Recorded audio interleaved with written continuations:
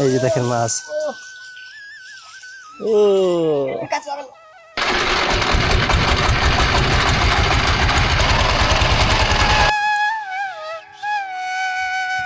বন্ধুরা দেখুন, এই যে আমরা এই জালটা প্রথমে এই ইঞ্জিন চালিত যে নৌকাটা রয়েছে এটা দিয়ে এই চারিদিকে এভাবে ঘুরে ফেলে, এরপরে একটা নির্দিষ্ট এরিয়ার মধ্যে আমরা নিয়ে আসার পরে এরপরে ইঞ্জিনটা বন্ধ করে আমরা হাত দিয়ে টেনে তুলে।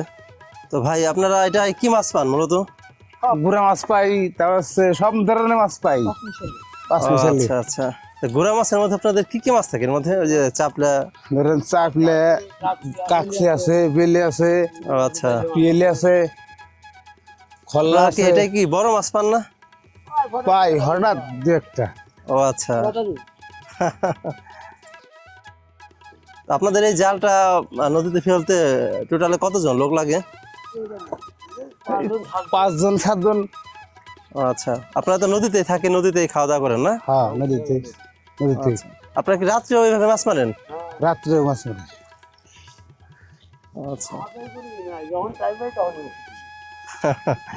ও, আপনারা কোথা থেকে আসছেন মাছ মারার জন্য? রাজবাড়ি থেকে। রাজবাড়ি। আপনারা কি এই 12 মাসে মাছ মারেন? হ্যাঁ, 12 মাসে। পদ্মা নদীতে এ পদ্ধতিতে মাছ শিকারকে বলা হয় বেড়জাল পদ্ধতি। এই বেড়জাল দিয়ে পদ্মা নদী থেকে মাছ ধরতে এক বা একাধিক নৌকায় কমপক্ষে 6 থেকে 8 জন জেলে দরকার হয়। এ জাল দিয়ে মাছ শিকার করতে প্রথমে ইঞ্জিন চালিত নৌকা থেকে জাল ফেলা হয় পদ্মা নদীতে। জালের অপর প্রান্তে 2 থেকে 3 জন জেলে জাল টেনে রাখেন বিপরীত দিকে। জাল ফেলা কমপ্লিট হলে নৌকা থেকে 4 থেকে 5 জন জেলে মিলে জাল টেনে নৌকায় তুলতে থাকেন। দেখুন, এই যে ওনারা এই জালটা টেনে নৌকার পরে রাখছেন এবং এই পুরা জালটা যখন তোলা হয়ে যাবে কিছুটা থাকার পরে ওনারা এই মাছটা দেখতে পাবেন। এই জালটার নাম কি, এই যে জালটা আপনারা তুলতেছেন? বেড়জাল।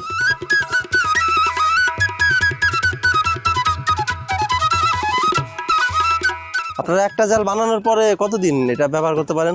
এটাতে মাছ ধরতে পারেন কতদিন? 2-3 মাসে নষ্ট হয়ে যায়? হ্যাঁ, 2 দিন। আপনাদের খরচ অনেক, তাই না? অনেকটা খরচ। আপনাদের এই যে নৌকা দিয়ে, ইঞ্জিল দিয়ে, জাল দিয়ে আপনার এই এক সিজনে আপনাদের কেমন টাকা খরচ হয়? যেহেতু জলের জীবন, এখানে কোনো নিশ্চয়তা নেই কখন কেমন মাছ পাবে। তবে মাছ পাক বা না পাক, ওনাদের থাকা খাওয়া, জাল, নৌকা বাবদ প্রচুর টাকা খরচ করতে হয় নদীতে। এগুলো কি কাকসির গুঁড়া না? হ্যাঁ, এগুলো কাকসার।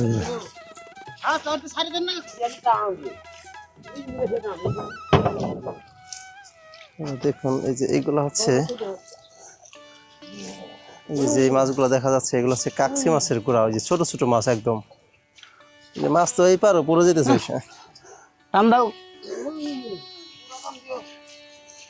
দেখেন, আমরা এখন মোটামুটি যে কজন ছিল সবাই মিলেই হচ্ছে জাল টানছেন, জাল টেনে নৌকার উপরে রাখছেন।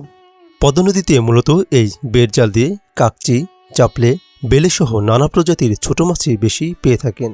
তবে ছোট মাছের মাঝেও মাঝে মধ্যে বড় সাইজের মাছও পেয়ে থাকেন তারা। এই যে দেখেন, জালের মধ্যে দেখা যাচ্ছে ছোট ছোট যেগুলো, ওগুলো হচ্ছে কাকচি, চাপলে, এই মাছগুলা। মাছ তোলার জন্য এই যে কোষের যে সাইডটা, এটা হচ্ছে সালার জাল দেওয়া, যাতে ছোট ছোট মাছগুলো বেড়ে যেতে না পারে।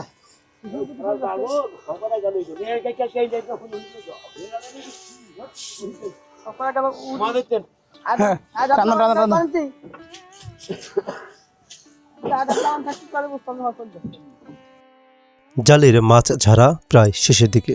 মাছগুলোকে জালের দ্বিতীয় পার্ট অর্থাৎ সালার জালের পাটে নিয়ে আসা হয়েছে। দেখুন, এই জালের 2টা পার্ট থাকে।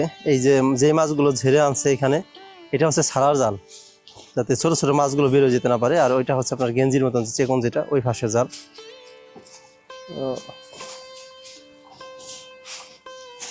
আসলে নদীর জীবন তো, এইখানে আপনার মাছ কেমন পাবে এটা কোনো নিশ্চয়তা নেই। কোনো খাওয়াতে কিছুটা বেশিও আসতে পারে, আবার কোনোটাই কম। আসলে এইভাবে ওনাদের জীবন কাটে। আমরা 6-7 জন মানুষ একটা এই বড় একটা নৌকা নিয়ে, এরপরে এই জাল ধরে নিয়ে নদীতে খেয়াও দেয়। খেয়াও দেওয়ার পরে আসলে কোন ধরনের মাছ পাবে বা কতগুলো মাছ পাবে এটা কোনো নিশ্চয়তা নেই। দেখা যাচ্ছে যে ছোট ছোট যে কাকচি মাছ আছে ওইগুলাই পড়ছে বেশি, আর হচ্ছে চাপলা মাছ আছে কিছু।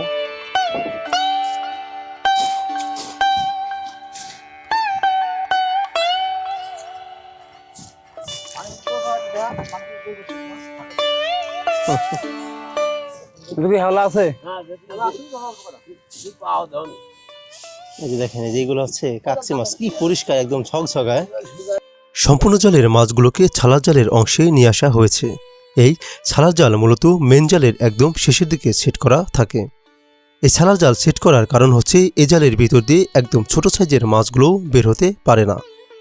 সব মাছগুলো এক জায়গায় করার পর ময়লা ও মাছ আলাদা করতে একটি বিশেষ পদ্ধতি ব্যবহার করা হয়, যেটিকে স্থানীয় ভাষায় বলা হয় পাতা দেওয়া বা গড় দেওয়া।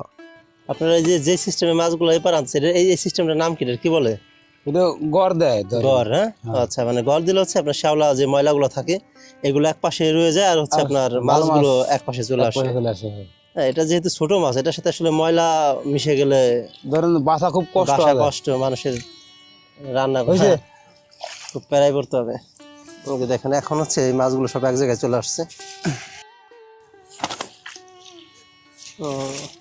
একেবারে সবই ছোট মাছ, বড় মাছ একটা আসে নেই। এই যে দেখেন এগুলো হচ্ছে কাকসি মাছের বাচ্চা।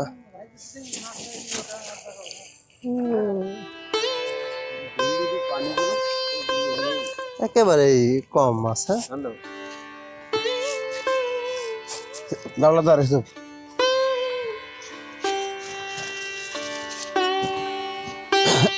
মাছ তোলা হয়ে গেছে। দেখেন এই যে এই একটা খেয়াও দিয়ে এই করা মাছ আসছে। এই মাছগুলো কয় টাকা যাবে ধারণা অনুযায়ী?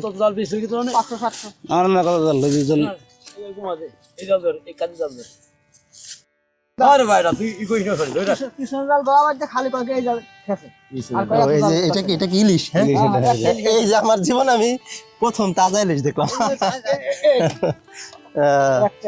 এই যে দেখেন এটা হচ্ছে ইলিশ মাছ,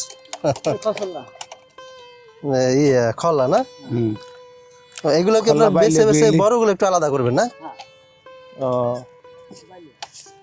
এই যে দেখেন এই কাকসি মাছ, এগুলো আসলে ছোট হলেও এগুলো খেতে কিন্তু খুব সুস্বাদু। ও, এগুলো খেতে খুবই সুস্বাদু। এই মাছ আপনারা বিক্রি করবেন কোথায়? বাজারে।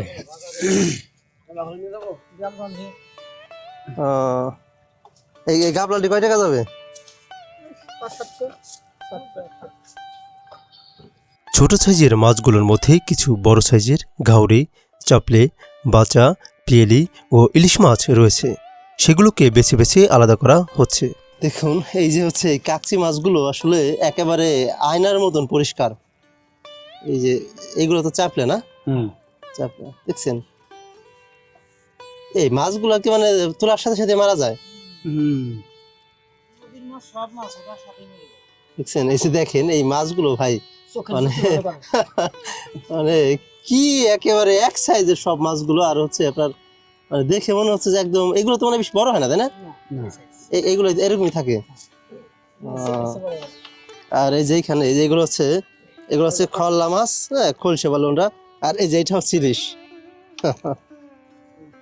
পিয়েলি। পিয়েলি মাছ তো মোটামুটি একটু বড় হয়, তাই না?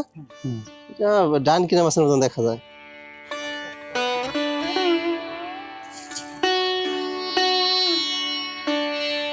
সারাদিন আপনারা কয় খাও দেন দিনে?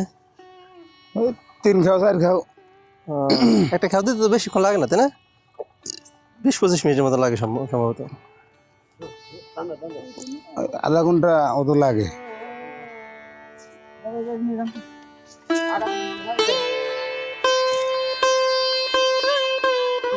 এই যে মাছ নিয়ে যাচ্ছেন, এই মাছ কি ইসে রাখবেন? বন্ধুরা দেখুন এই যে মাছগুলো ওরা মারছে সেগুলো এখন ওই যে ডিপে ইসের মধ্যে রাখবে। ওই বরফকে আপনার আগে কিনে এনে রাখছেন না? হ্যাঁ, বরফ আমরা আগে কিনে এনে রাখি, ও মারা রাখ দিই। মাছ মারার সঙ্গে সঙ্গে আমরা বরফ দিই। এইগুলা কি এইগুলা এইগুলো কুসা, এইগুলো নদীতে থাকে, মাছের সাথে অনেক রাত্রির অনেক আসে। রাত্রেও কি এই মাছই পান? হ্যাঁ, রাত্রির এই মাছ পাই। আচ্ছা, এই যে কুইসা অনেক কুইসা ওঠে রাত্রে।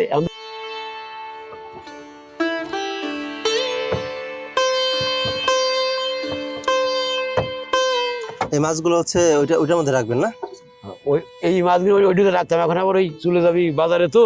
এখনই নিয়ে যাবে এগুলা? হ্যাঁ, এখন এইগুলো বাজারে নিয়ে যাবে, খেয়ে উঠলে পরেই বাজারে পাঠা দেবো।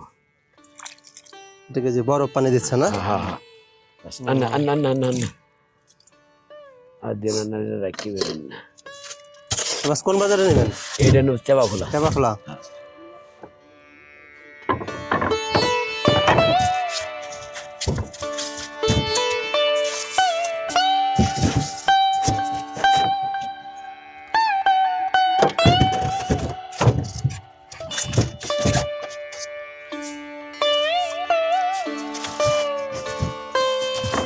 ওই যে মাছের থেকে মাছের উপরে যে ফেনাগুলো পড়ছে ওইগুলো তুলে ফেলে দিচ্ছে। আসলে মাছ কিন্তু আপনার একদম পরিষ্কার, তাই না? একদম ক্লিয়ার, একদম কিছু করতে হবে না, বাইরে শুধু আপনার খালি ধোয়া খালি দিয়ে খালি এই করে একটু বাইসে কুটবি আর এই সব লাগে খালি ধোয়া। ওইগুলো ভালো করে ধুইলে কিছুই করা লাগে না, ছোটগুলো সেই একটু। টেস্ট। হুম। এইটা চচড়ি করে পেয়ে যে চচড়ি করে রুটি দিয়ে খাওয়া যায় না, কিছু তো নেই। এই যে কুচি, এই কুচি আসে এই কুচা কি খাওয়া যায়? না না না, এই কুচির আইতে অনেক আসে। এগুলো কি বড় হয় সাদাগুলা? না, এইগুলো বেশি বড় হয় না, বড় হয় বিলির গুড়ি। আহ, বিলি ওই যে লাল গুড়ি না, ওইগুলো বড় বড় হয়। পদ্মার বুকে জলে ভাসা জীবন, দিনের পর দিন, মাসের পর মাস, বছরের পর বছর এভাবেই বন্যা ঝড় বৃষ্টি মাথায় নিয়ে পদ্মার বুকে কেটে যাচ্ছে জেলেদের জীবন। বন্ধুরা, জেলেদের জীবন নিয়ে এটি ছিল আমাদের প্রথম পর্ব। দ্বিতীয় পর্ব দেখতে আমাদের সাথেই থাকুন। ধন্যবাদ সকলকে।